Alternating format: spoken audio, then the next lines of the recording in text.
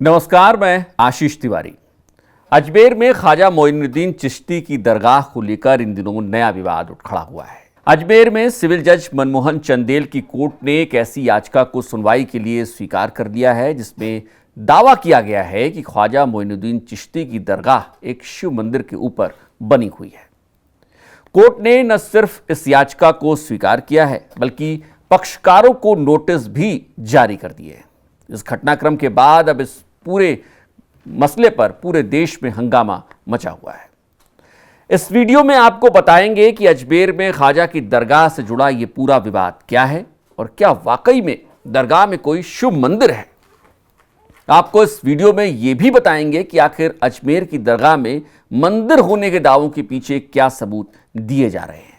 लेकिन इससे पहले कि आप हमारे चैनल पर नए हैं तो पहले चैनल को सब्सक्राइब करना और बेल आइकन दबाना बिल्कुल मत भूलिएगा। चलिए शुरू करते हैं। सबसे पहले आपको बताते हैं कि अजमेर में ख्वाजा की दरगाह में मंदिर होने का दावा कौन कर रहा है और किसने इस संबंध में याचिका कोर्ट में डाली है।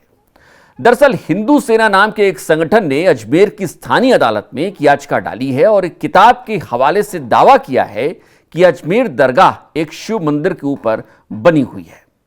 याचिका में अजमेर दरगाह के शिव मंदिर के ऊपर बने होने के पीछे कुल 3 वजहें बताई गई हैं। चलिए आपको एक एक करके ये तीनों दावे भी बताते हैं। पहला दावा, अंग्रेजी शासनकाल में अजमेर नगर पालिका के कमिश्नर रहे हरबिलास सारदा की 1911 में लिखी किताब के आधार पर किया गया है। दावा है कि इस किताब में हरबिलास सारदा ने दरगाह के मंदिर पर बने होने का जिक्र किया है। दूसरे दावे में याचिकाकर्ताओं ने कहा है कि उन्होंने अपने स्तर पर शोध किया और किताब की जानकारी के आधार पर दरगाह में जाकर देखा है। दरगाह की संरचना हिंदू मंदिर को तोड़कर बनाई गई लगती है। दरगाह की दीवारों और दरवाजों पर बनी नक्काशी हिंदू मंदिरों की याद दिलाती है। अब तीसरा दावा भी सुन लीजिए। तीसरे दावे में कहा गया है कि स्थानीय लोग भी ये कहते रहे हैं कि अजमेर में दरगाह में पहले शिव मंदिर हुआ करता था। कोर्ट ने इन्हीं तीनों दावों के आधार पर याचिका को सुनवाई के लिए स्वीकार कर लिया।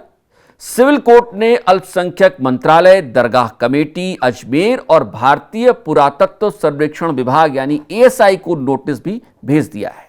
इस मामले में अगली सुनवाई 20 दिसंबर को होने वाली है। यहां यह जानना जरूरी है कि इस याचिका में जिस किताब का जिक्र किया गया है वो कौन है और उन्होंने अपनी किताब में क्या लिखा है।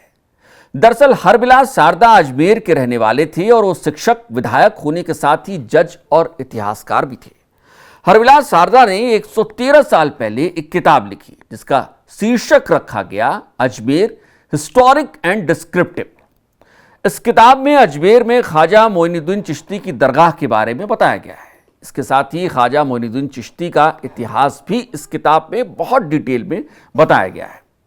इसी किताब में ही हरबिलास सारदा ने इस बात की आशंका जाहिर की है कि चिश्ती की दरगाह को किसी पुराने शिव मंदिर के मलबे पर बनाया गया है। फिलहाल इस मसले को कोर्ट के जरिए सुनवाई के लिए स्वीकार किए जाने के बाद कई प्रतिक्रियाएं आई हैं, जबकि अजमेर दरगाह के प्रमुख उत्तराधिकारी और ख्वाजा मोइनुद्दीन चिश्ती के वंशज सैयद नसीरुद्दीन चिश्ती ने याचिका को सस्ती लोकप्रियता पाने का स्टंट बताया है। उन्होंने कहा है कि ये लोग समाज और देश को गलत दिशा में लेकर जा रहे हैं।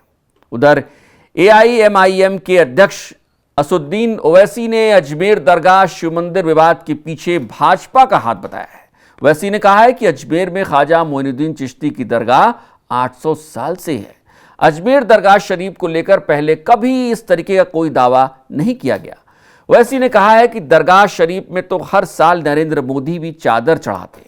PM मोदी से पहले भी कई प्रधानमंत्रियों ने चादर भिजवाई है। हमारे पड़ोसी मुल्क भी डिप्लोमेसी के नाम पर यहां डेलीगेशन भेजते रहे हैं। फिलहाल इस मामले में 20 दिसंबर को अदालत में अगली सुनवाई होनी है। उसके बाद ही कोर्ट अगला कदम उठाएगी। आप देख रहे थे खबर उत्तराखंड। अगर आप हमें YouTube पर देख रहे हैं तो एक बार फिर से चैनल को सब्सक्राइब करना, बेल आइकन दबाना मत भूलिएगा। अगर हमें Facebook पर देख रहे हैं तो पेज को फॉलो जरूर करिएगा। नमस्कार।